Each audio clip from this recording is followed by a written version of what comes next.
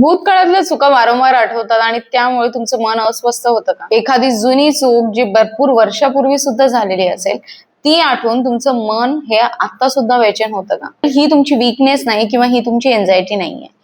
त्याला सायकोलॉजीमध्ये रुमिनेशन म्हणतात. It is a protective mechanism of our brain. कोणत्याही फ्युचरमध्ये आपल्या चुका होऊ नये ह्यासाठी ब्रेन हा आपला पास्टमध्ये जाऊन त्या चुकांवर कॉन्स्टंट अनालिसिस करण्याचा प्रयत्न करतो. आणि होतं काय की आपण पुन्हा पुन्हा आपल्या पास्टच्या त्याच चुकांना बघतो, आपण त्याच फिलिंग क्रिएट करतो आणि कुठेतरी स्वतःला क्रिटिसाइज करायला लागतो आणि आपण ऍक्च्युअली फ्युचरला चेंज करण्याचा किंवा पास्टला चेंज करण्याचा प्रयत्न करतो आणि त्या पास्टच्या मिस्टेक्स मधून आपण फ्युचरला सुधारण्याचा प्रयत्न करतो. हे का होतं? कारण बऱ्याचदा आपण स्वतःवर इतकं क्रिटिकल असतो, कारण आपल्या मनामध्ये कॉन्स्टंट एक क्रिटिकल व्हॉइस चालू असतो. तू असं करायला नव्हतं पाहिजे, किंवा तू मूर्ख आहेस, किंवा असे वेगवेगळे विचार ज्याच्यामध्ये आपला एक क्रिटिकल व्हॉइस निर्माण होतो. आणि हा क्रिटिकल व्हॉइस निर्माण का होतो? हा होतो कारण अवतीभोवतीचे ज्या वेळेला आपण लहान होतो त्यावेळेला हा कॉन्स्टंट आवाज, एक क्रिटिकल आवाज आपल्या अवतीभोवती नेहमी असायचा.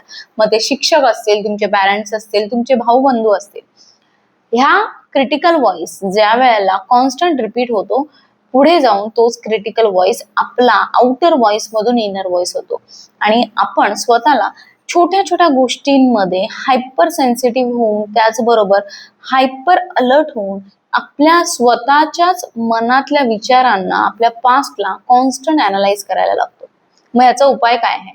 याचा उपाय हा आहे की पहिली गोष्ट म्हणजे स्वतःबरोबर थोडं काइंड व्हायचंय. सेकंड, स्वतःला मिस्टेक करण्याची अपॉर्च्युनिटीज द्यायला पाहिजे, कारण प्रत्येक मिस्टेक त्याच वेळेला आपल्या ग्रोथला कॉन्ट्रीब्युट करते ज्या वेळेला आपण त्या मिस्टेक्स मधून काही शिकतो. नंबर 3 म्हणजे प्रेझेंट मध्ये राहायला शिकायचं. म्हणजेच काय, ज्या वेळेला समजतं की मी रिमिनेट होतोय किंवा मी पुन्हा माझ्या पास्टच्या मिस्टेक्सला अनालाइज करतोय, आपल्याला पुन्हा प्रेझेंट मध्ये आपल्या मनाला घेऊन यायचं. आणि ते कसं घेऊन येऊ शकतो?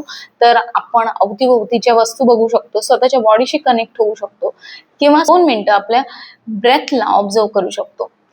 आणि सगळ्यात महत्वाचं, तुम्ही केलेल्या चुका ही तुमची ओळख नाही आहे, तर तो तुमच्या ग्रोथचा भाग आहे. सेव्ह करा ही रील ज्या वेळेला तुम्ही पुन्हा स्वतःच्या पास्टमध्ये जाऊन स्वतःला त्रास करून घ्याल.